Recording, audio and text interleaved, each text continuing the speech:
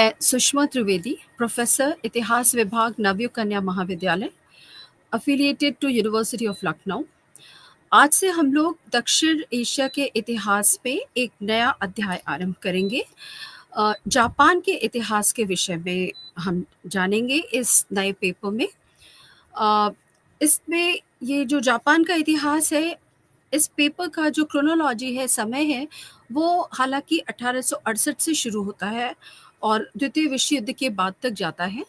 परंतु उसकी एक पृष्ठभूमि तैयार करने के लिए जापान की परिस्थितियाँ, एक राष्ट्र के रूप में जापान, उसकी संस्कृति और उसकी ऐतिहासिक पृष्ठभूमि बताने के लिए इस पेपर की जो पहली 2 यूनिट्स हैं, वो एक्चुअली बैकग्राउंड तैयार करती हैं आपको आधुनिक जापान को समझने के लिए और उसके संबंध में जानकारी प्राप्त करने के लिए।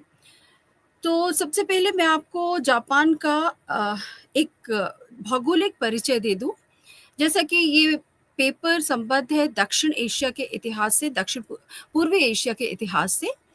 तो जापान पूर्व में लगभग यदि हम ग्लोब को चपटा करके देखेंगे तो सबसे पूर्वी देशों में आता है जापान।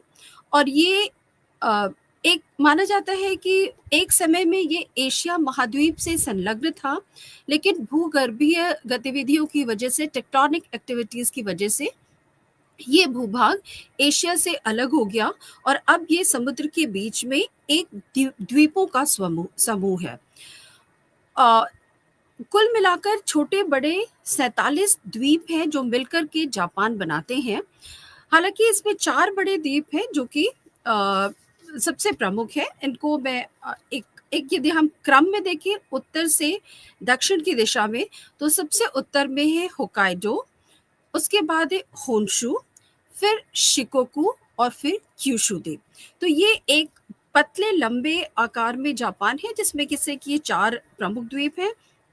उसके अलावा बहुत सारे छोटे-छोटे द्वीप इस द्वीप संकुल में सम्मिलित हैं जो मिलकर के जापान नाम का देश बनाते हैं। अब जापान के यदि निकटतम देश देखे जाएँ तो उनमें सबसे निकट जापान में कोरिया है जो कि एशिया महाद्वीप का एक प्रायद्वीप है।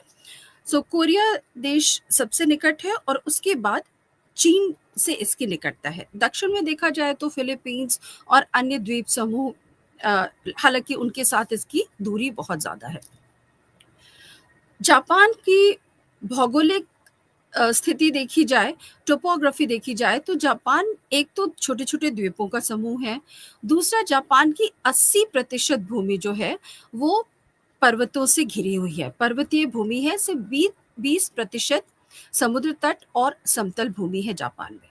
ये जानना इसलिए बहुत ज़रूरी है कि इतने विषम भौगोलिक परिस्थितियाँ, उसके बाद ये समुद्र के बीच में ये देश है, छोटे-छोटे द्वीप हैं, जहाँ पर कि लगातार समुद्री तूफ़ानों का खतरा बना रहता है और सिर्फ़ 20% लैंड एग्रीकल्चरल लैंड है। यहाँ के लोग पहाड़ों को काट कर उस पर झूमिंग कृषि करते हैं। तो इतना सब होने के बावजूद जापान आज दुनिया के अग्रणी देशों में है, जहाँ चाहे वो विज्ञान के क्षेत्र में हो या अ, आर्थिक व्यवस्था के क्षेत्र में हो, जापान ने बहुत अधिक प्रगति की है अन्य देशों के मुकाबले में। एक छोटा-सा कंपैरिज़न करके मैं आपको बताना चाहती हूँ कि आज सुपर पावर्स में हम अमेरिका को गिनते हैं, संयुक्त राज्य अमेरिका को। जापान की का जो क्षेत्रफल है, वो अमेरिका के कुल क्षेत्रफल का सिर्फ़ 3.8% है। और उसके बावजूद उसने द्वितीय विश्व युद्ध में अमेरिका को चुनौती दी और उसके बाद अब आर्थिक और तकनीकी के क्षेत्र में वो सभी बड़े राष्ट्रों को चुनौती दे रहा है। तो ये एक अद्भुत बात है जापान के बारे में कि एक विशिष्ट प्रकार का राष्ट्र रहा है, जिसने ना केवल अपनी संस्कृति को संरक्षित किया है, बल्कि ज्ञान विज्ञान के क्षेत्र में भी अन्य बहुत बड़े देशों के साथ मुकाबला किया, उनसे प्रतिस्पर्धा की है। जापान के बारे में जब हम बात करते हैं तो जापान के इतिहास को किस नज़रिए से उसकी व्याख्या की जाए, तो सबसे पहली चीज़ आती है हिस्टोरियोग्राफी, जापान के इतिहास का लेखन। अब 2 तरीके का, जितने भी एशियाई देश हैं, उनमें 2 तरीके का इतिहास लेखन हुआ है। एक स्वदेशी इतिहास लेखन और दूसरा पश्चिमी इतिहासकारों द्वारा लिखा जाने वाला इतिहास। सो इन सभी देशों की चाहे वो भारत हो, जापान हो या अन्य एशियाई देश हों, यहाँ पर जो स्वदेशी इतिहास लेखन है, वो वास्तव में एक अलग परंपरा के रूप में इतिहास नहीं लिखा गया है, बल्कि जो धार्मिक पौराणिक गाथाएँ हैं, उनके बीच में से इतिहास को निकाल कर के सीव आउट करके देखना पड़ता है। कोई व्यवस्थित इतिहास लेखन इस तरीके की परंपरा नहीं रही है। सो इसी तरीके से जापान में भी साहित्य के 2 वर्ग थे, 2 क्लासेस थे, जिनसे कि जापान के इतिहास के विषय में पता चलता है। पहले जो लिटरेचर था, पहला प्रकार का जो साहित्य था, उसे हम कहते हैं निहोन शोकी। निहोन शोकी एक तरीके से पौराणिक कथाओं का संकलन था, जो जापान के बारे में लिखी गई थी, वहाँ के शासकों के, वहाँ की संस्कृति के और वहाँ के देवी-देवताओं के बारे में। निहोन शोकी की यदि हम तुलना करना चाहें, तो भारत के पुराणों से की जा सकती है निहोन शोकी की तुलना। दूसरा जो साहित्य था, वो था किजोकी। किजोकी एक तरीके से 3 भाग थे किजोकी साहित्य के भी। जो पहला भाग था वो माइथोलॉजी से, देवी-देवताओं से संबंध रखता था और बाकी के 2 भागों में जापानी लोगों के बारे में, उनकी संस्कृति के बारे में भी हमें सूचनाएँ मिलती हैं। तो ये आधार थे जापान के इतिहास को जानने के लिए, जो कि स्वदेशी लोगों द्वारा लिखे गए। अब हमने देखा कि प्रथम विश्व युद्ध के बाद से ही जापान उभर करके विश्व परिदृश्य में आया और सेकेंड वर्ल्ड वॉर के बाद जितनी तेजी से जापान में औद्योगिक प्रगति हुई, एक इतना छोटा सा देश इतनी तेजी से औद्योगिक प्रगति कर रहा था, इसके कारण पश्चिमी देशों का ध्यान जापान की तरफ गया और पश्चिम में जापान का इतिहास लेखन की परंपरा आरंभ हो गई। हालांकि इसके पहले भी इतिहास लिखा जा रहा था, लेकिन पश्चिमी इतिहास लेखन की एक खास बात होती है, विशेषता है कि वो पूर्वी सभ्यताओं को देखने का उनका एक नज़रिया अलग होता है, जिसमें कि अ, एक मूल्यपरक वैल्यू जजमेंट करके वो इतिहास लिखते हैं। उनके लिए 15वीं शताब्दी से पूर्व ये सब डार्क कॉन्टिनेंट्स थे। अंधेरे युग में जी रही थी ये सभ्यताएँ और जब पश्चिमी देशों ने यहाँ पर अपना साम्राज्य भौगोलिक खोजें आरंभ की, साम्राज्यवाद आरंभ किया, तभी इन देशों में सभ्यता का प्रचार-प्रसार हुआ। हालाँकि ये बहुत बड़ा मिथक है, क्योंकि चाहे वो चीन, जापान या एशियन सभ्यता हो या फिर मिस्र की सभ्यता हो, जिस समय यहाँ बहुत ऐसी आधुनिक तकनीकियों का प्रयोग हो रहा था, बहुत उन्नत सभ्यताएँ थी, उस समय वास्तव में अमेरिका, दक्षिणी अमेरिका और यूरोप के बहुत देश अंधकार युग में जी रहे थे। तो ऐसे में हमें बहुत सावधानी रखनी है जब हम पश्चिमी इतिहासकारों के माध्यम से जापान के इतिहास को जानने का प्रयास करते हैं। जो जापान के इतिहास को लेखन की जो परंपरा शुरू हुई, वो सबसे पहले सेकेंड वर्ल्ड वॉर के बाद, जैसा मैंने आपसे कहा कि बहुत बड़ी संख्या में इतिहासकारों ने जापान का इतिहास लिखा, पश्चिमी इतिहासकारों ने। अब उन्होंने जो इतिहास लिखा, उसमें उनका मुख्य ध्यान 2 बातों पर था। एक जापान का साम्राज्यवाद और दूसरा जापान का आर्थिक विकास। इन इतिहासकारों ने जापान की आंतरिक संस्कृति को समझने का या इन दोनों का जापान के समाज और सभ्यता पर पड़ने वाले प्रभाव को समझने का कोई प्रयास नहीं किया। तो इस तरीके से ये जो इतिहास लेखन था, भले ही बड़े उत्साह के साथ द्वितीय विश्व युद्ध के बाद लिखा गया, लेकिन इसमें जापान के विषय में सही तथ्यात्मक सूचनाएं हमें नहीं प्राप्त होती हैं और बहुत ही सावधानीपूर्वक हमें इनका अध्ययन करना चाहिए। एक दूसरी इतिहास जापान के इतिहास लेखन की परंपरा में एक दूसरा प्रयोग शुरू किया और वो भी पश्चिमी इतिहासकारों ने शुरू किया और वो था रीजनल हिस्टोरियोग्राफी, क्षेत्रीय इतिहास लेखन। अब वो जापान को एक अलग इकाई के रूप में नहीं देख करके पूरे पूर्वी एशिया का इतिहास लिख रहे थे और उस पूर्वी एशिया के इतिहास में उन्होंने चीन, जापान, ताइवान, वियतनाम, इन सारे देशों को एक साथ सम्मिलित करके उनके इतिहास का वर्णन करने का, इतिहास की व्याख्या करने का प्रयास किया। तो अगेन ये एक फॉल्टी, एक ये दोषपूर्ण इतिहास लेखन सिद्ध होता है, क्योंकि चीन और जापान का बहुत लंबे समय तक कोई प्रत्यक्ष संपर्क नहीं था। कोरिया के माध्यम से चीन की सभ्यता संस्कृति का जापान में प्रवेश हुआ था। तो हम ये कह सकते हैं कि जापान एक विशिष्ट राष्ट्र था, उसकी अपनी विशिष्ट संस्कृति थी। तो ऐसे में एक समूह के रूप में जापान के इतिहास को अन्य देशों के साथ जोड़ करके उसकी व्याख्या करना इतिहास के लिए बहुत उचित नहीं था, जापान के इतिहास को जानने के लिए। एक तीसरी प्रवृत्ति शुरू होती है, पोस्ट मॉडर्निज्म, उत्तर आधुनिकता का वाद। अब ये 1970 से 1990 तक पोस्ट मॉडर्निज्म का समय माना जाता है, और आज तो हम पोस्ट मॉडर्निज्म में चल रहे हैं। तो ये जो पोस्ट मॉडर्निज्म था, उसकी खास बात ये थी कि बहुत आलोचनात्मक दृष्टिकोण रखा उन्होंने, और बहुत सारे मिथकों को तोड़ने का प्रयास किया, चाहे वो साहित्य के क्षेत्र में हो, संस्कृति के क्षेत्र में हो, या फिर इतिहास के क्षेत्र में। विशेष रूप से भाषा पर बहुत बल दिया। तो इसी समय एक फ्रांसीसी लेखक थे जहाँ दरीदा ने डीकंस्ट्रक्शन या विखंडन का सिद्धांत दिया। तो इस विखंडन के सिद्धांत में होता है कि जब आप किसी चीज का अध्ययन करना चाहते हैं तो उसे टुकड़ों में तोड़ लीजिए, उसके बाद उनके अर्थ को जानने का प्रयास कीजिए।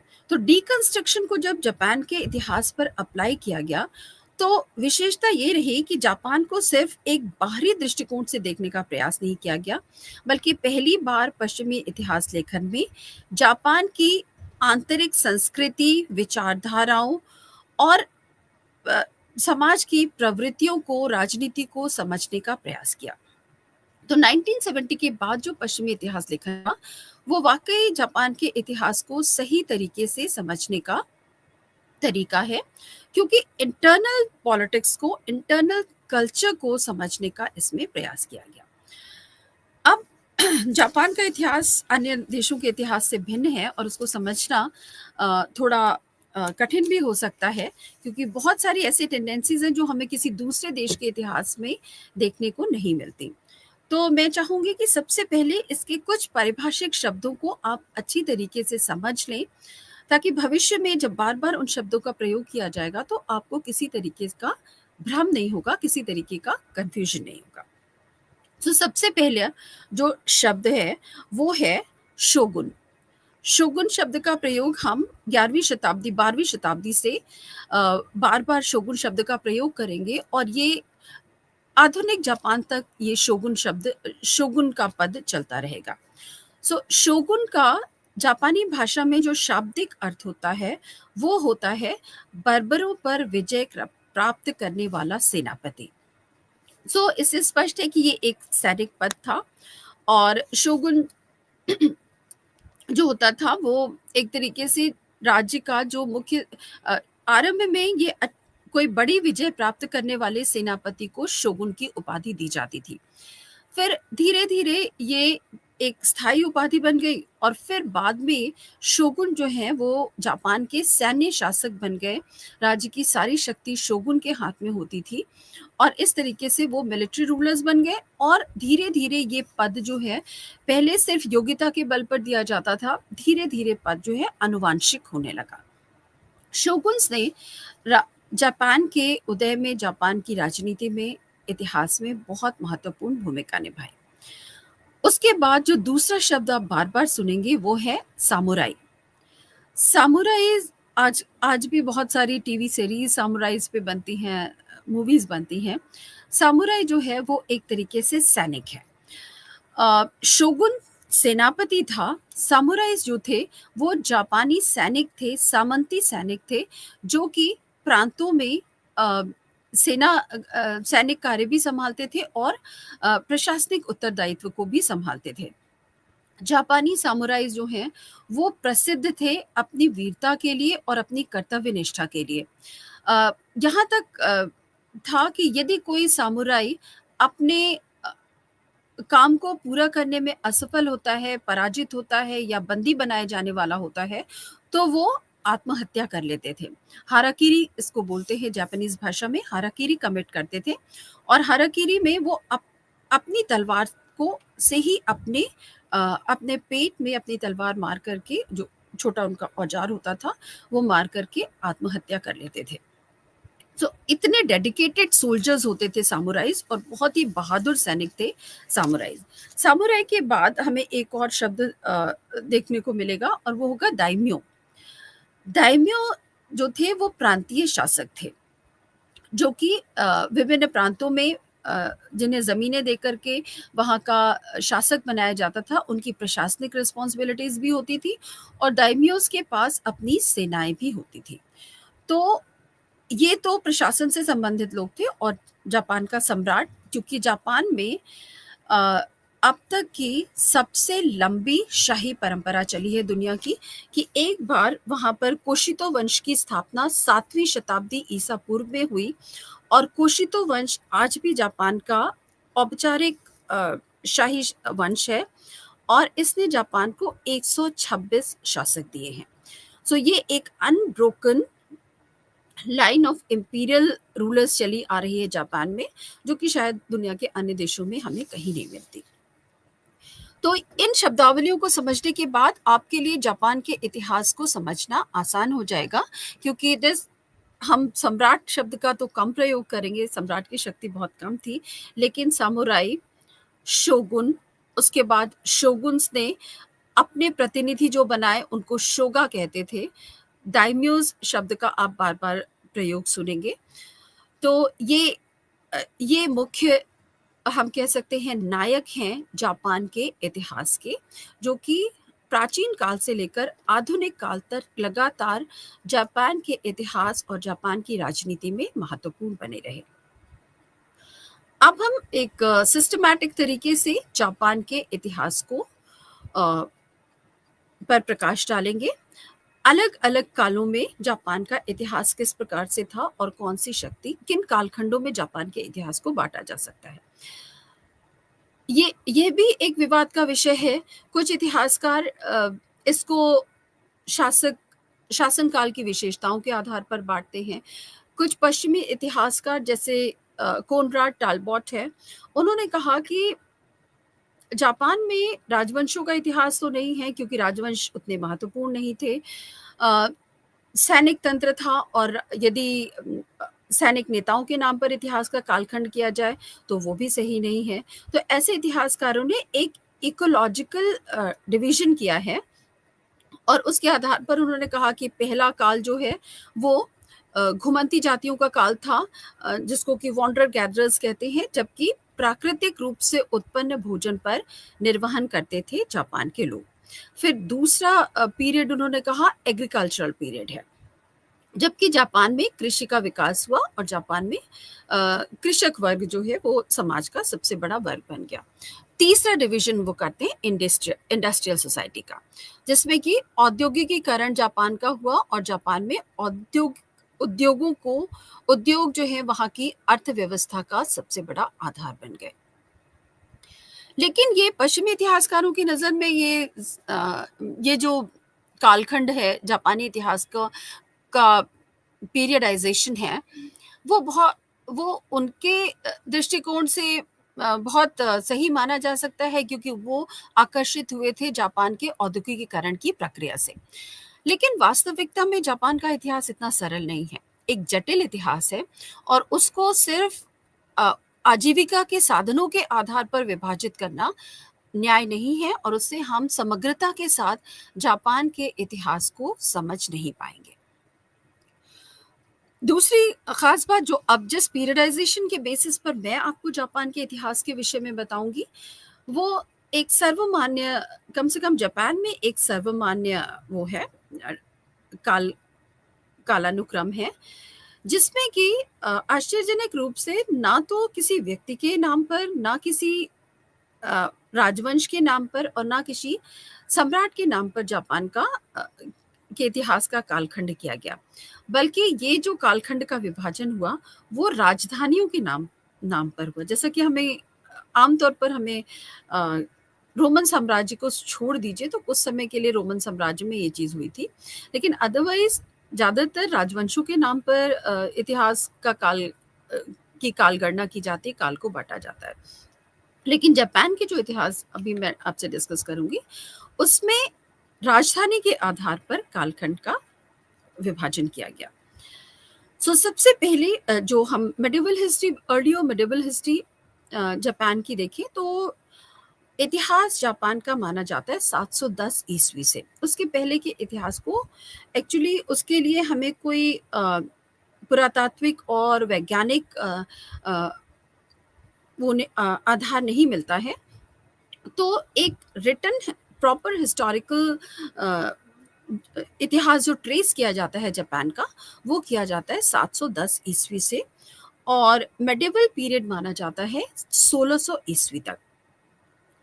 और यही समय जो है वो चल कर के आधुनिक जापान के इतिहास की, आधुनिक जापान के निर्माण की नींव रखेगा। तो ये पृष्ठभूमि को जानना बहुत आवश्यक है। सबसे पहला पीरियड जो जापान के इतिहास में है उसको कहते हैं नारा काल। नारा एक काल जो कि 710 से 794 ईस्वी तक चला, 710 से 794 एडी तक चला।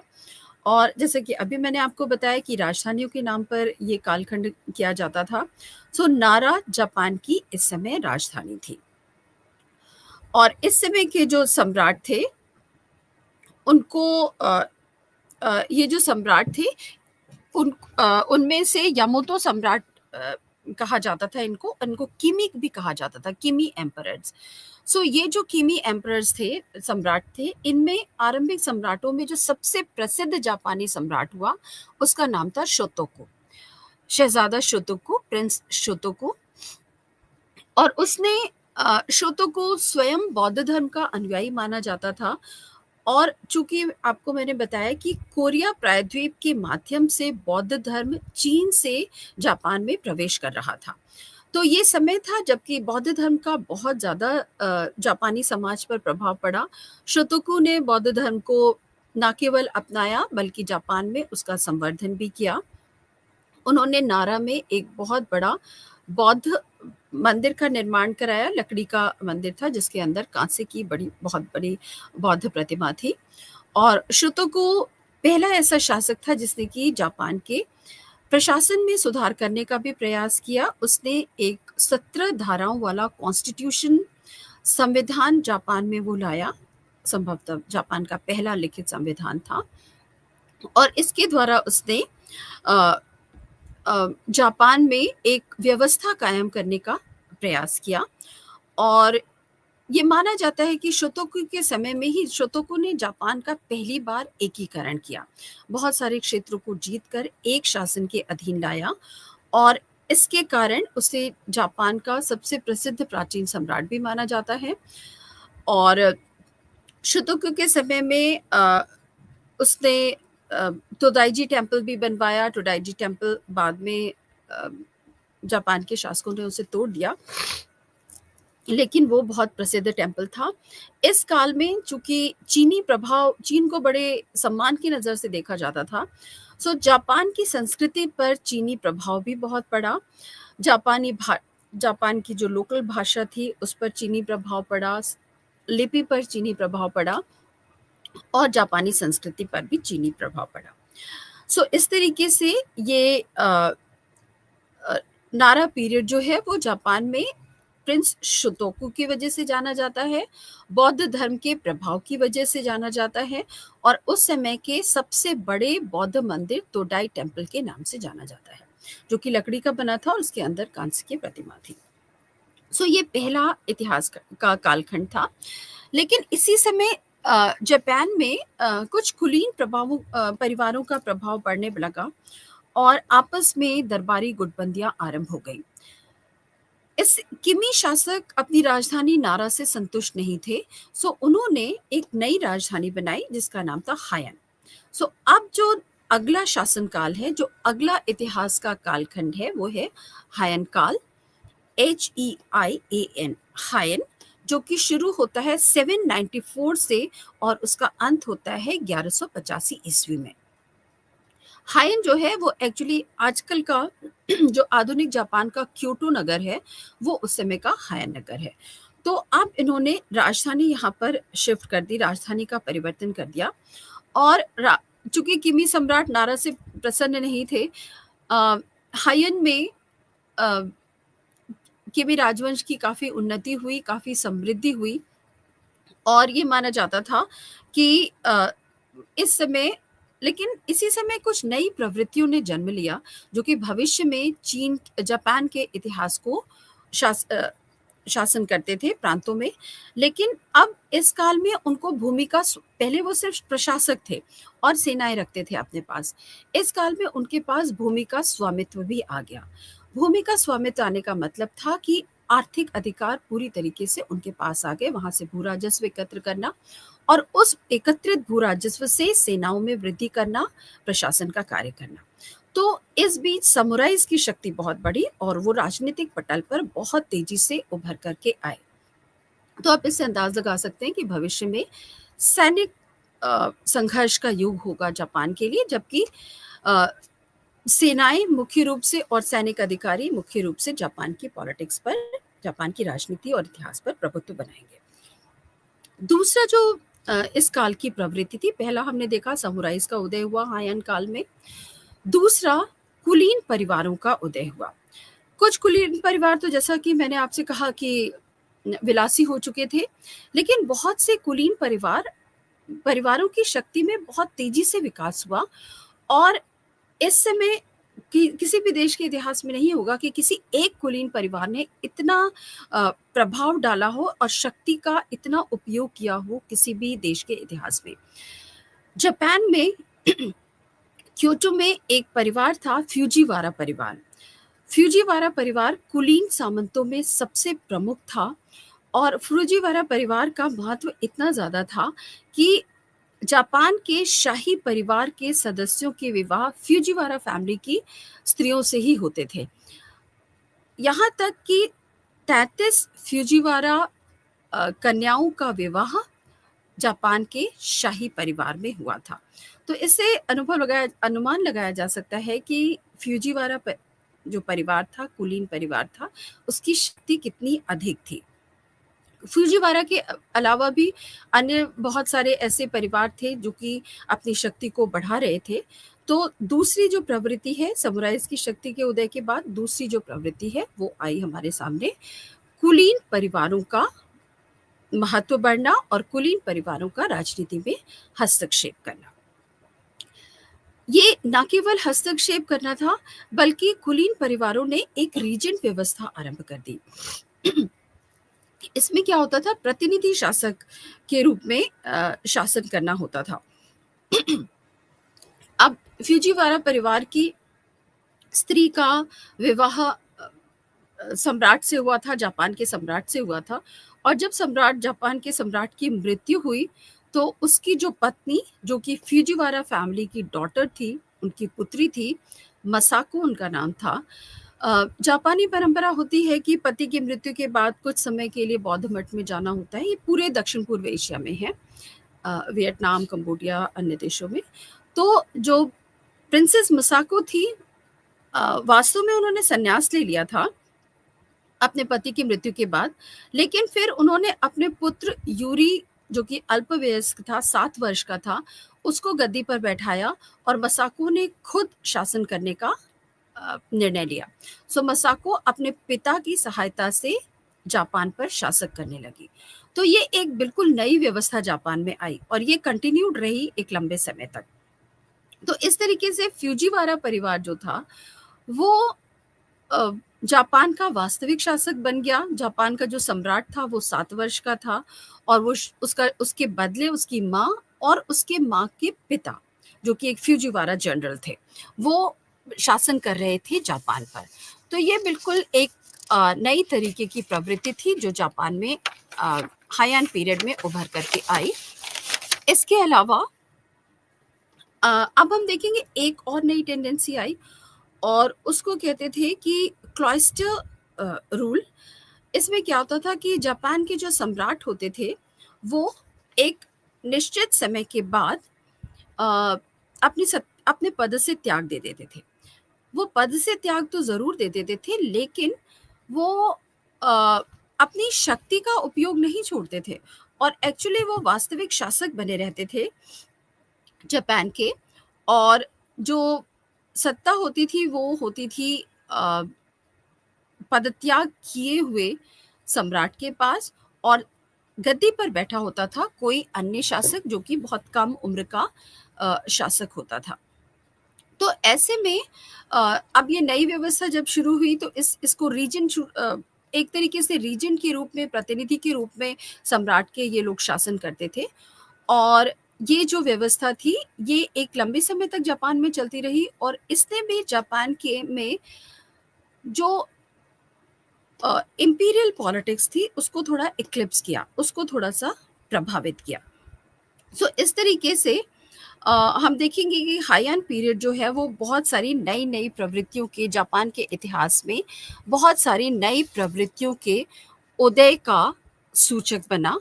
और सबसे खास बात ये थी कि चूंकि सामुराइज की शक्ति में वृद्धि हुई, इसलिए सामुराइज में अब आपस में प्रतिद्वंदिता बढ़ने लगी और इनके बीच होड़ होने लगी सत्ता प्राप्त करने के लिए, अपनी शक्ति प्राप्त करने के लिए। सो हाई एंड पीरियड इस तरीके से बहुत महत्वपूर्ण हो जाता है जापान की राजनीति को एक नई दिशा देने के लिए। इसके बाद एक बार फिर से जापान की राजधानी में परिवर्तन होता है, और अब ये परिवर्तन होता है, एक नई राजधानी बनाई जाती है जिसे कि कामाकुरा, जिसका नाम था कामाकुरा। और अब जो इतिहास का कालखंड है उसे हम कामाकुरा पीरियड के नाम से जानते हैं, कामाकुरा काल के नाम से जानते हैं। ये शुरू होगा 1185 से, 1185 से शुरू होगा और 1333 तक चलेगा, 1333 तक ये पीरियड चलेगा।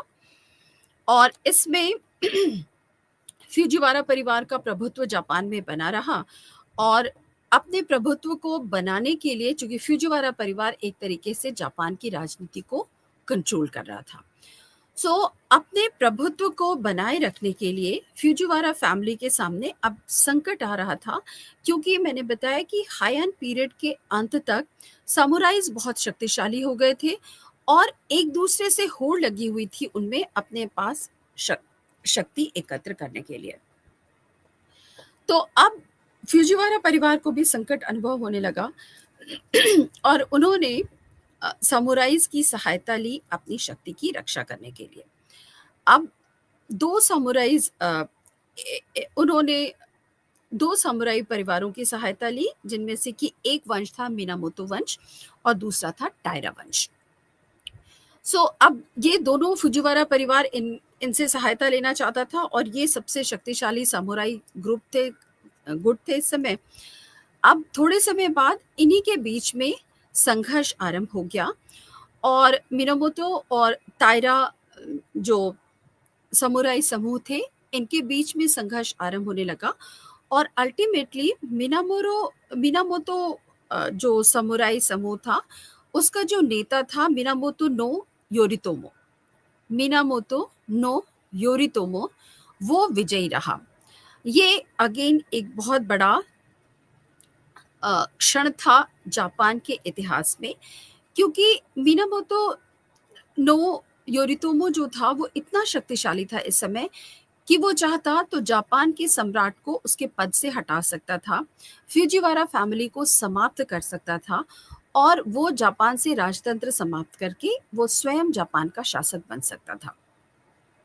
लेकिन योरितोमो ने ऐसा नहीं किया और उसने राजसत्ता को बनाए रखा, लेकिन अपने पद को और अपने अधिकार को वैधता प्रदान करने के लिए उसने जापान के सम्राट से अनुरोध किया कि उसे एक उपाधि एक समुचित उपाधि प्रदान की जाए, और उसे इस समय फिर शोगुन की उपाधि प्रदान की गई। तो इस तरीके से 1192 में पहली बार शोगुन की उपाधि दी गई, और उसको प्राप्त करने वाला जो व्यक्ति था वो मिनामाता नो योरितोमो था।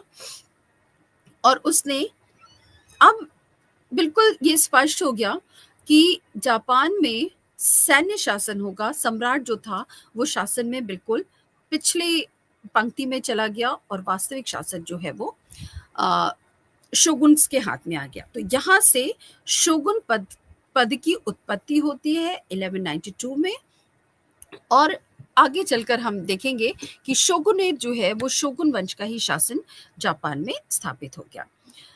अब शोगुन ने जो शासन व्यवस्था स्थापित की वो एक्चुअल रूलर बन गया जापान का। वास्तविक शासक जापान में नाम मात्र के लिए अब सम्राट रह गया था और वास्तविक शासक जो है वो योरितोमो शोगुन था। अब उसने जो शासन व्यवस्था स्थापित की जापान में उसको बाकुफू कहते हैं। बाकुफू का मतलब होता है टेंट या अ, टेंट या अ, टेंट शासन, क्योंकि ये जो समुराइज थे, ये जो सैनिक थे, वो टेंट्स में रहते थे और युद्ध करते थे। तो जब उनका शासन स्थापित हुआ तो उसको बाकुफू या टेंट शासन के नाम से जाना जाता है। सो बाकुफू शब्द का प्रयोग आप सुनेंगे। अब ये जो था शोगुन की उपाधि प्राप्त करने के बाद योरितोमो ने जापान में अच्छी तरीके से शासन स्थापित किया और उसने जापान में शासन करना आरंभ किया। और इसी बीच में जापान में ये जो शासनकाल था वो जापान के लिए बहुत ये जो कामाकुरा शासनकाल था ये जापान के लिए बहुत दृष्टि से अच्छा शासनकाल सिद्ध हुआ, क्योंकि इस समय एक नई व्यवस्था का उदय हुआ, राजनीतिक प्रशासनिक व्यवस्था का उदय हुआ। जो शोगुन होता था वो प्रधान सेनापति होता था, सैन्य शासक होता था राज्य का। शोगुन्स जो हैं वो अपने प्रतिनिधि के रूप में शासन करने के लिए, प्रशासन करने के लिए प्रांतीय सूबेदार नियुक्त करते थे, जिनको कि आरंभ में जीजो कहा जाता था, बाद में उनको दाइम्यो कहा जाने लगा। तो इस तरीके से दाइम्यो का उदय हुआ प्रांतीय शासकों के रूप में। फिर दाइम्यो के बाद प्रांतों में सेनाएं जो रखी जाती थी उन वहां पर कुलीनों को सेनाएं रखने के लिए प्रांतों में दिया जाता था उत्तरदायित्व। तो यहाँ पर प्रांतीय अ, सेनापतियों या सामुराइज का, कुलीन सैन्य अधिकारियों का, सामुराइज का उदय हुआ। इसी तरीके से जो शोगुन्स होते थे वो प्रांतों में अपने प्रतिनिधि भी रखते थे, सेनाएं रखते थे, जिनको शोगा कहते थे। तो इस काल में शोगुन, शोगा, दाइम्योस और सामुराइज ने मिल करके जापान में एक नई प्रशासनिक व्यवस्था विकसित की। अब इस बीच में कामाकुरा शासन काल में जो अ, फिर सामुराइज के बीच में जो प्रतिद्वंदी समूह थे उनके बीच में आपस में युद्ध हो रहे थे। इस युद्ध में तकाउजी नाम का एक सरदार था, सामुराई था तकाउजी, जो कि प्रभावशाली सिद्ध हुआ और उसने फिर कामाकुरा शोगुनेट का अंत कर दिया और उसने एक नई शोगुनेट की स्थापना तकाउजी ने की, जिसका नाम था मुरोमाची पीरियड, मुरोमाची शासनकाल। ये जो मुरोमाची शासनकाल था वो 1335 से लेकर 1568 तक चला। बहुत लंबे समय तक तकाउजी द्वारा स्थापित चला, शासनकाल चला। चूंकि तकाउजी ने जापान के सम्राट के पक्ष में, जापान के सम्राट से वो मिल गया था अपने प्रतिद्वंदी समुराई के साथ युद्ध करते हुए, तो इसलिए उसे जापान के सम्राट ने शोगुन की उपाधि दी। वो सामुराई था और इस समय जापान का जो सम्राट था उसका नाम था गो डियाजो। अब गो डियाजो के साथ सहयोग करने की वजह से तकाउजी को उपाधि मिली थी शोगुन की। लेकिन थोड़े समय बाद चूंकि तकाउजी सम्राट को ऐसा लगा था कि एक बार फिर से वो अपने पद के महत्व को स्थापित कर सकता है जापान में, लेकिन तकाउजी की महत्वाकांक्षाएं बहुत बढ़ चुकी थी और वो सम्राट का बिल्कुल सहयोग या सम्मान नहीं करना चाहता था। सो इस वजह से अ, उन दोनों के संबंध बिगड़ने लगे और तकाउजी की शक्ति जापान में बढ़ने लगी और उसने तकाउजी शोगुन की स्थापना की। अब तकाउजी के नेतृत्व में जापान में जो प्रशासनिक व्यवस्था अ, हुई उसमें दाइम्योस का तेजी से उदय हुआ। इसके पहले हमने बताया कि कुलीन परिवारों का उदय हुआ।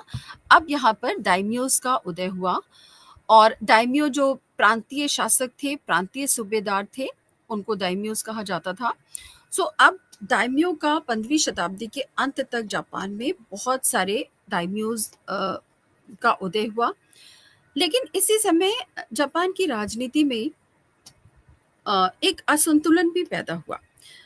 मुख्य रूप से जापान की राजनीति में जो उस समय प्लेयर्स थे, उनमें सबसे पहले सम्राट था। सम्राट एक तरीके से जापान की राजनीति में हाशिए पर था। सम्राट का कोई भी महत्वपूर्ण योगदान भी नहीं था और कोई सम्मानजनक स्थान भी नहीं था। अ, हम कह सकते हैं कि सम्राट सम्राट की कोई शक्ति नहीं थी। एक तरीके से शक्तिहीन था और हाशिए पर खड़ा था। दूसरे स्थान पर आते थे शोगुन, जो कि बेसिकली समुराइज थे, योद्धा थे, जो कि युद्ध सेनापति के पद पर जब आते थे तो वो शोगुन समुराइज कहते थे उनको। वो एक्चुअली शोगुन थे। तीसरा जो वर्ग था वो था दाइम्यो का। दाइम्यो जैसा कि बताया प्रांतीय सूबेदार हुआ करते थे। फिर एक वर्ग और था जिसको इक्को कहा जाता था। इक्को वर्ग जो था वो बौद्ध मठ थे, बौद्ध संप्रदाय थे जिनके अपने मठ हुआ करते थे। उनके पास बहुत धन संपत्ति हुआ करती थी और वो भी राजनीति में एक महत्वपूर्ण भूमिका निभाते थे। सो ये जो इकोस थे ये भी जापान की राजनीति में भूमिका निभा रहे थे। तो अब यदि ये हमने वर्ग आप आपको बताया कि इतने वर्ग थे। यदि हम शक्ति के आधार पर देखें तो सम्राट शायद सबसे नीचे आता था। सबसे ऊपर शोगुन्स आते थे। शोगुन के बाद दाइम्यो आते थे और दाइम्यो के बाद समुराइज आते थे। तो ये 3 वर्ग थे जो कि जापान की राजनीति को चला रहे थे। जापान के इतिहास में इस समय सबसे महत्वपूर्ण ये 3 वर्ग थे। इससे एक चीज़ तो स्पष्ट हो गई कि शाही रक्त का जापान के इतिहास में कोई महत्व नहीं रह गया था। परिणाम ये हुआ कि किसी भी जाति के लोग और विशेष रूप से कुलीन वर्ग से या समुराई वर्ग के लोग जापान की राजनीति में उभर कर आ सकते थे और शक्ति को अपने हाथों में केंद्रित कर सकते थे। और इसी समय 3 महत्वपूर्ण जापानियों ने अ, जापान के इतिहास में महत्वपूर्ण भूमिका निभाई, जो कि बेसिकली समुराई वर्ग से आते थे, सैनिक थे, योद्धा थे और अपनी शक्ति के बल पर, अपनी योग्यता के बल पर वो आगे बढ़ते गए और आगे बढ़ कर के उन्होंने जापान में महत्वपूर्ण स्थान प्राप्त किया। तो अब इन 3 के बारे में हम लोग पढ़ेंगे। इनमें से पहला था ओडो ओडो नोबुनागु, जो कि एक सैन्य अधिकारी था और 1568 में उभरा और उसने दाइम्यो और इक्को की शक्ति पर नियंत्रण स्थापित किया। क्योंकि दाइम्यो प्रांतीय अधिकारी थे, उनके पास सेनाएं थी समुराइज की, तो दाइम्यो की शक्ति बहुत बढ़ती जा रही थी और वो राष्ट्रीय राजनीति को प्रभावित कर रहे थे। सो नोबुनागु ओडा नोबुनागु ने सबसे पहले दाइम्योस की शक्ति और इक्को, क्योंकि वो बौद्ध धर्म के विरुद्ध था, उसने इक्को की शक्ति को तोड़ा। बहुत सारे बौद्ध भिक्षुओं की हत्याएं करवाई, बौद्ध मठों को तोड़ा। और दूसरा जो प्रमुख व्यक्ति था उसका नाम था हिदेयोशी।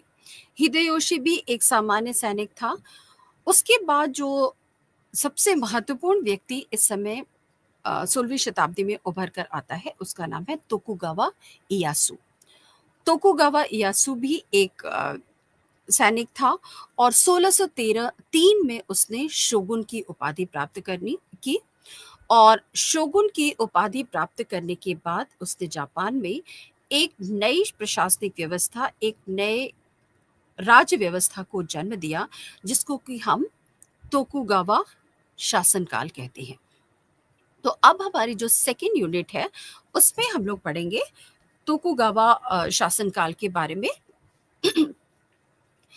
जो तोकुगावा शासनकाल है वो 1600 ईस्वी से शुरू होकर के 1868 ईस्वी तक चलता है और शायद एक शासन व्यवस्था जो सबसे लंबे समय तक जापान में चली।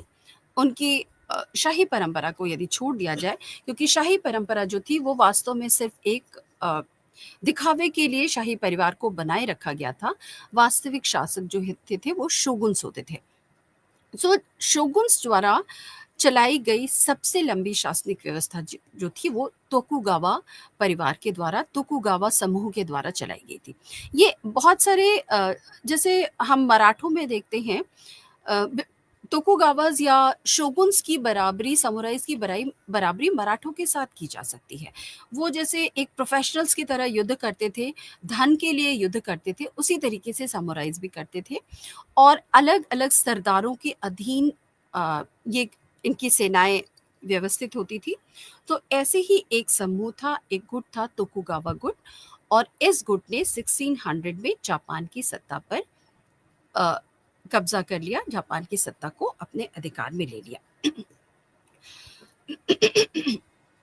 अब तोकुगावा का जो शासनकाल था उसमें जो सबसे प्रसिद्ध शासक जो माना जा सकता है, जिसने कि बाकी शोगुन्स को प्रतिद्वंदिता में पराजित किया और उसके बाद जापान में तोकुगावा वंश के शासन को बढ़ावा दिया, उसका नाम था हिदेयोशी। हिदेयोशी को 1603 में शोगुन की उपाधि मिली थी और उसके बाद उसने, लेकिन वो उसने बहुत सारे युद्ध किए, बहुत शक्ति अपने हाथों में एक्यूमुलेट की, लेकिन जापान में इसके पहले आपने जैसे मसाको का ज़िक्र करते हुए मैंने आपको बताया कि एक रीजेंटशिप की परंपरा थी। सम्राट जो है वो जो भी शक्ति राज्य संचालन करता था वो त्याग दे देता था अपने पद से, किसी नाम मात्र के लिए किसी दूसरे व्यक्ति को शासक बनाता था और स्वयं जो है वो सत्ता अपने हाथों में रखता था। राज्य का संचालन वो स्वयं करता था, लेकिन नाम मात्र के लिए कोई दूसरा व्यक्ति प्रत्यक्ष रूप से शोगुन बना होता था या शासक करता था। अब 1603 में उसने सम्राट से शोगुन की उपाधि प्राप्त की, लेकिन 1605 में उसने अपने पद से त्यागपत्र दे दिया और अपने पुत्र हित्तेदादा को जापान का शासक बनाया या शोगुन बना दिया और इस तरीके से उसने सारी शक्ति अपने हाथों में केंद्रित की। ये समय बहुत महत्वपूर्ण था जापान के इतिहास में, क्योंकि इस शासनकाल में तोकुगावा पीरियड में जापान में न केवल एक नई प्रशासनिक व्यवस्था विकसित की, उसे व्यवस्थित भी किया गया। अर्थव्यवस्था के क्षेत्र में जापान ने बहुत तेजी से प्रगति की।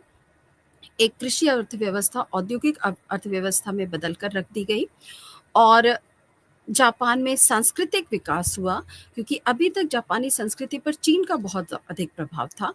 तो स्वदेशी संस्कृति का विकास तोकुगावा शासनकाल में हुआ। तो तोकुगावा पीरियड जापान के इतिहास में बहुत महत्वपूर्ण माना जाता है। अब हम देखेंगे कि प्रशासनिक क्षेत्र में विकास करने के लिए तोकुगावा ये जानते थे कि केंद्र में भले ही शोगुन शासन स्थापित किया जा सकता है, लेकिन प्रांतों में दाइम्यो का शासन जो लंबे समय से चला आ रहा है, उसको रिप्लेस करना, उसको हटाना शोगुन्स के लिए न केवल कठिन होगा, बल्कि बहुत अच्छा निर्णय भी नहीं होगा, क्योंकि इससे जापान में अशांति बढ़ेगी और शोगुन सफलतापूर्वक प्रांतों में शासन कर पाएंगे, इस पर भी संदेह था। तो एक बड़ी अच्छी व्यवस्था, संतुलन की व्यवस्था स्थापित की गई, जिसको कि दाइम्यो हान शासन व्यवस्था कहते हैं। दाइम्यो हान शासन व्यवस्था में केंद्र में शोगुन का शासन था। जो भी शोगुन के अधिकार वाली भूमियां थी, प्रत्यक्ष अधिकार वाले क्षेत्र थे, वहां पर शोगुन का शासन था। 25% जापान का भूमि शोगुन के अधिकार में थी, डायरेक्ट अधिकार में। दूसरा जो होता था वो दाइम्यो और हान जो होते थे वो प्रांत होते थे और दाइम्यो प्रांतों के शासक होते थे। तो इस तरीके से दाइम्यो हान प्रणाली विकसित की गई। अब ये जो दाइम्यो होते थे, ज्यादातर जापान की भूमि पर दाइम्यो या प्रांत अधिकारियों का, सामंतों का अधिकार होता था। तो दाइम्योस को शोगुन के लिए दाइम्यो एक सहयोगी भी हो सकते थे और एक प्रतिद्वंदी भी हो सकते थे, क्योंकि शोगुन के पास सेनाएं थी और शासन का अधिकार था, कर एकत्र करने का अधिकार था, वही अधिकार दाइम्योस के पास भी था। तो अब शोगुन को ये देखना था कि दाइम्यो की शक्ति का उपयोग शोगुन को सशक्त करने के लिए किया जाए और किसी भी प्रकार से दाइम्यो शोगुन की शक्ति को चुनौती ना दे सके। अब इसके लिए एक बहुत ही सुंदर संतुलन और नियंत्रण की व्यवस्था विकसित की गई, जिसमें कि दाइम्यो को बहुत सारे अधिकार दिए गए। अपने प्रांतों में शासन करने में दाइम्यो को बहुत सारी स्वायत्तता भी दी गई, ऑटोनॉमी भी दी गई। वो कर इकट्ठा कर सकते थे, वो सेनाएँ रख सकते थे, वो अपने हिसाब से अपनी इच्छानुसार व्यय कर सकते थे। तो यहाँ तक तो दाइम्योज़ को बहुत सारे अधिकार दिए गए, बहुत सारी स्वतंत्रताएँ दी गई। लेकिन दाइम्यो पर उतना ही कठोर नियंत्रण भी शोगुन ने तोकुगावा ने स्थापित किया। वो नियंत्रण स्थापित करने के लिए अ, ये कहा गया कि जो दाइम्योज़ हैं वो अ, उनके लिए एक अल्टरनेटिव व्यवस्था स्थापित की गई, अल्टरनेटिव अटेंडेंस की व्यवस्था। तो हाँ, इसके पहले मैं आपको ये बताऊँ कि दाइम्योज़ को 3 श्रेणियों में बाँटा गया था। तो क्योंकि दाइम्यो को राज्य के पास 25% सिर्फ शोगुन के पास प्रत्यक्ष नियंत्रण में थी। 75% भूमि है राज्य की, वो दाइम्योस के अधिकार में जानी थी। तो दाइम्योस को 4 श्रेणियों में बांटा गया। जो पहली श्रेणी थी उसको शिनपान कहते थे। शिनपान श्रेणी में वो दाइम्यो रखे जाते थे, प्रांतीय सामंत रखे जाते थे, जो कि तोकुगावा वंश से संबंध रखते थे, उनके रिश्तेदार थे, उनके रक्त संबंधी थे। सो पहली जो कैटेगरी थी वो थी शिनपान कैटेगरी। दूसरी कैटेगरी को बोलते थे फुदाई कैटेगरी। फुदाई में जो पारंपरिक रूप से लंबे समय से सामंत थे, दाइम्योस थे, उनका भले ही उनका संबंध नहीं था तोकुगावा के साथ, लेकिन वो एक लंबे समय से सामंत थे। इससे दूसरी कैटेगरी में को फुदाई कहा गया, और इस फुदाई में ऐसे सामंत रखे गए जो कि लंबे समय से सामंत बने हुए थे। ऐसे दाइम्योस को रखा गया। तीसरी जो कैटेगरी थी उसको तोजामा कैटेगरी कहते हैं, और तोजामा श्रेणी में उन सामंतों को रखा गया जो कि जिनकी विश्वसनीयता के बारे में, जिनकी स्वामी भक्ति के बारे में संदेह था। क्योंकि जो पहले की जो कैटेगरीज थी, शिनपान जो कि संबंधी थे इसलिए करीब थे, फुदाई जो कि लंबे समय से सामंत चले आ रहे थे, उन पर भी भरोसा किया जा सकता था। लेकिन बहुत सारे ऐसे सामंत थे, ऐसे दाइम्योस थे जिनकी स्वामी भक्ति अन्य समुराई समूहों के साथ भी हो सकती थी। वो अभी तक ये प्रूव नहीं कर पाए थे कि वो पूरी तरीके से स्वामी भक्त हैं तोकुगावा समुराई समूह के प्रति। तो ऐसे लोगों को तीसरी कैटेगरी में रखा गया, जिसको कि तोजोमा कहते थे। अब इन तीनों कैटेगरीज के पास भारी मात्रा में जमीनें थी। वास्तविकता में तो तोजामा कैटेगरी के पास सबसे ज्यादा जमीनें थी राज्य की। अब ये करने के पीछे दाइम्यो का वर्गीकरण जो तोकुगावा ने किया, उसके पीछे एक राजनीतिक कारण भी था। वर्गीकरण करके इन दाइम्योस के बीच में एक अंतराल बना दिया गया, इनके बीच में एक दूरी क्रिएट कर दी गई, जिससे कि दाइम्योस के आपस में मिल जाने या विद्रोह और विरोध करने की संभावनाएं बहुत कम हो गई। तो दाइम्योस को नियंत्रित करने का तो पहला जो चरण था वो ये था कि दाइम्योस को कैटेगराइज कर दिया गया, उनकी अलग अलग श्रेणियां बना दी गई। दूसरा, दाइम्योस पर नियंत्रण करने के लिए क्या किया गया कि बहुत कठोर नियम दाइम्योस के लिए बनाए गए।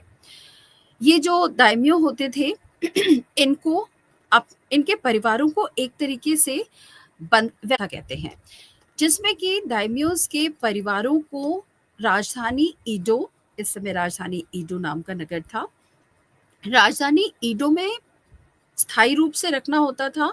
जो दाइम्यो होते थे वो 1 वर्ष अपने प्रांत में रहते थे, जहाँ के वो प्रांतीय सूबेदार थे, सामंत थे, और 1 वर्ष वो राजधानी दाइम्यो में रहते थे। उनका स्थानांतरण किया जाता रहता था लगातार। इसके अलावा बीच में जब भी शोगुन उन्हें बुलाते थे, उन्हें तुरंत ईडो राजधानी पहुंचना होता था। तो ये व्यवस्था इसलिए की गई थी कि जब दाइम्यो का परिवार राजधानी ईडो में है, तो दाइम्यो के राजधानी से दूर होने के बावजूद उसके विद्रोह करने की संभावना बहुत कम हो जाएगी। इसके अलावा दाइम्योस को बराबर राजधानी ईडो पहुंच करके अपनी उपस्थिति दर्ज करानी होती थी, और वो किस मार्ग से आएंगे ये भी शोगुन बताते थे कि जब उन्हें ईडो में उपस्थित होना है अपने प्रांतीय राजधानी से, तो वो किस रास्ते से आएँगे, और उस मार्ग पर, पूरे रास्ते पर शोगुन के सैनिक तैनात रहते थे। तो इस तरीके से दाइम्योस को बहुत कठोर नियंत्रण में रखने का प्रयास किया गया। दाइम्योस के लिए एक ड्रेस कोड था, वो उसी तरीके की पोशाक पहनेंगे। तो इसमें क्या होता था कि सामान्य समुराई से, सामान्य अधिकारियों से दाइम्योस को अलग पहचाना भी जा सकता था। तो इन सब के द्वारा तोकुगावा शोगुन ने अपने राज्य में एक ऐसी व्यवस्था कायम करने की का प्रयास किया जिसमें प्रशासन तो कुशलतापूर्वक किया जाएगा, प्रशासन अच्छा होगा, लेकिन विद्रोह की संभावना है। क्योंकि देखिए, जापान में इस समय जो भी प्रभावशाली वर्ग थे, वो सभी सैनिक वर्ग थे। चाहे वो दाइम्यो हों, सामुराइज़ हों, कुलीन परिवार हों, शोगुन स्वयं, तो सभी के सभी सबके पास अपनी सेनाएँ थी, कुशल सेनाएँ थी। कभी भी किसी के विद्रोह करने की संभावना हो सकती थी, कभी भी 2 गुट आपस में मिल सकते थे। तो इन चीज़ों को दूर करने के लिए ये कठोर नियम बनाए। इसके अलावा एक और नियम बनाया था तोकुगावा ने, और वो नियम ये था कि दाइम्यो आपस में विवाह संबंध स्थापित करने के लिए शोगुन की परमिशन लेंगे। तो ऐसा करने पे क्या होगा कि क्योंकि विवाह संबंध स्थापित करने का अर्थ है दो दाइम्यों की शक्तियाँ एकजुट होना। इसको अवॉइड करने के लिए उन्होंने कहा कि आपको सम्राट से अनुमति लेनी होगी। तो जाहिर है कि अनुमति लेने का मतलब है कि आप सम्राट की निगरानी में आ जाएँगे, और आप कभी भी कोई यदि इस तरीके की गतिविधि सम्राट के विरुद्ध शोगुन के विरुद्ध करना चाहते हैं, तो वो आप वहाँ पर तुरंत आपके ऊपर सम्राट की नज़र जाएगी और आप पकड़े जाएँगे। तो इस तरीके से तोकुगावा की सफलता और इतने लंबे समय तक शासन करने का कारण ही यही था कि उन्होंने बहुत ही संतुलन और नियंत्रण की एक ऐसी व्यवस्था स्थापित की जिसमें कि सैनिक विद्रोहों की संभावना को लगभग पूरी तरीके से जापान में समाप्त कर दिया गया। अब हम आते हैं कि तोकुगावा समाज में तोकुगावा अर्थव्यवस्था का विकास। तो तोकुगावा शासनकाल में बड़ी तेजी से नगरीकरण हुआ, अर्बनाइजेशन हुआ, और नगरीकरण का जो सबसे बड़ा कारण ये था कि समुराई सैनिकों के निवास स्थान के लिए किलाबंद शहरों को बनाया जाता था। जब ये किलाबंद शहर बनाए जाते थे तो उनकी आवश्यकताओं को पूरा करने के लिए उसके भीतर शिल्पी, व्यापारी की आवश्यकता होती थी। तो इस तरीके से एक आधुनिक शहर के रूप में ये समुराई किलेबंद शहरों का, सिटाडेल्स का विकास हुआ। इसने व्यापार को बहुत अधिक प्रोत्साहन दिया। साथ ही इस काल में, तोकुगावा काल में, उन्नत कृषि तकनीकी को अपनाया गया, और स्थिति इतनी अच्छी हो गई जापान के पक्ष में कि जनसंख्या की वृद्धि के अनुपात में जापान में उत्पादन की वृद्धि अधिक हुई। तो जब उत्पादन अतिरेक में होता है तो निश्चित रूप से, स्वाभाविक रूप से व्यापार को बढ़ावा मिलता है। तो जापान में व्यापार को भी बढ़ावा मिला, और चूँकि व्यापार को बढ़ावा मिला, इससे शिल्पी वर्ग भी उभर करके जापान में सामने आया। हालाँकि व्यापारी वर्ग सामाजिक व्यवस्था में सबसे नीचे था, लेकिन वो उसके लिए एक बहुत सकारात्मक भी हुआ क्योंकि उसके ऊपर कर कम लगाए जाते थे, सरकारी नियंत्रण कम था। इसलिए तोकुगावा शासन के अधीन जापान में व्यापार का तेजी से विकास हुआ। एक बड़ी विशेष बात जापान में इस समय हुई, और वो थी जापान में आधुनिक मौद्रिक व्यवस्था का विकास। क्योंकि मुद्रा व्यवस्था की आवश्यकता इसलिए ज़्यादा पड़ी क्योंकि ये जो दाइम्योज़ होते थे, इनको समय-समय पर अपनी सेनाओं के साथ ईजो में, राजधानी में उपस्थिति दर्ज कराने जाना पड़ता था, और जब ये जाते थे एक लंबा मार्ग तय करके, तो इन्हें हमेशा अपने साथ नकद लेन-देन के लिए धन रखना होता था। तो स्थान-स्थान पर बैंकिंग व्यवस्था विकसित करना, और नकद में आदान-प्रदान के लिए सुविधाएँ उत्पन्न करना, इन सब कारणों से जापान में बहुत आधुनिक मौद्रिक व्यवस्था विकसित हुई। इसी के साथ ही संस्कृति का विकास हुआ।